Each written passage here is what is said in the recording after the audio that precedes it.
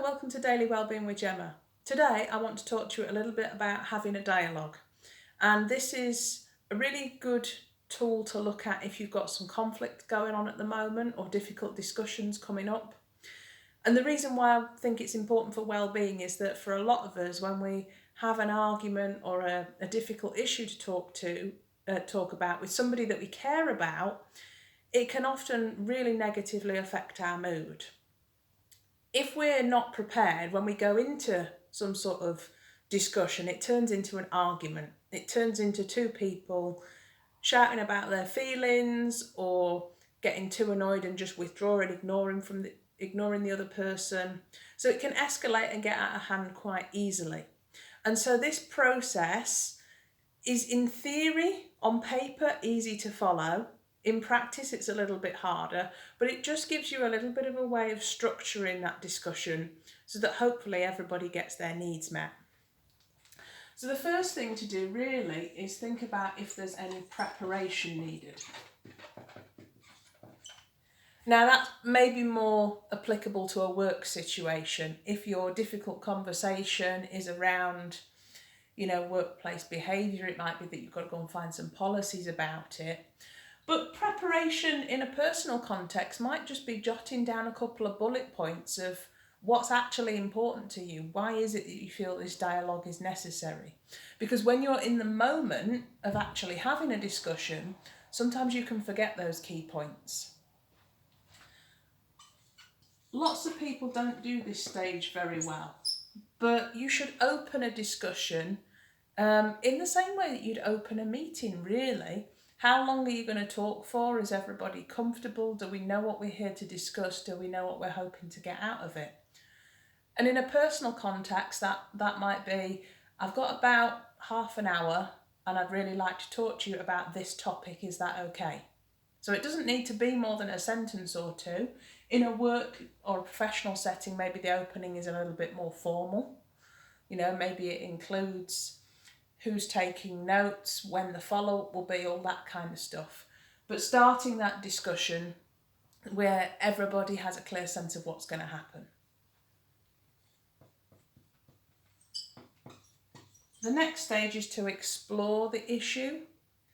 And I think it's interesting because a lot of people just start here. They forget that you have to go through these stages first. So it might just be that they just jump in and say, here's the problem I've got, and they start telling the other person about it.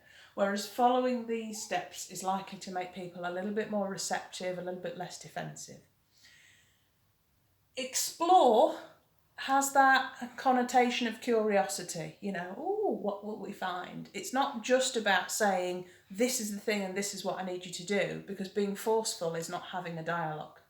Exploring is genuinely saying, this is how I feel, this is what I would like to be different, this is where it comes from, this is how it affects me. But also asking the other person, how do you feel? Where does it come from for you? What do you need? And so that exploring is a two-way process. If you do that successfully, then you can problem solve. And it's important that you problem solve together, both people. And what's really cool is that these interact. And so it might be that, okay, this is the problem, or this is what I'm finding challenging. Could we solve it this way? And then you might have to go back to exploring, go back and forth between them to see what happens, to see if it is going to work. Lots of people jump straight into an argument by going, here, I've got this problem, you need to do that. And that's not genuine problem solving. My background in teaching has given me many experiences of seeing a teacher on the playground with two children that have had an argument, saying, right, you shake hands with you, say you're sorry, there we go, problem solved. But it's not genuine, and those kids will argue again 2 minutes later because they didn't buy into the problem solving. It didn't come from them, they didn't agree with it. So the problem solving has to be genuine and it has to come from the exploration. When you've done that, hopefully, you can conclude. Again, this gets left off a lot But this is about summarising the conversation. This is about saying, okay, we've agreed to try this, and we'll come back in a week's time to see if it's working. And if it's not, you go back to the explore. Or even if it is, you might come back to the explore and say that really worked because it relates to these, we're happy with it and we can stick with it. So again, most arguments are just here, but actual dialogues follow this whole flow. And by doing that, hopefully, you can connect a little bit better with other people. In some of the other videos, I've talked about listening really carefully, asking good questions, slowing down, meditating.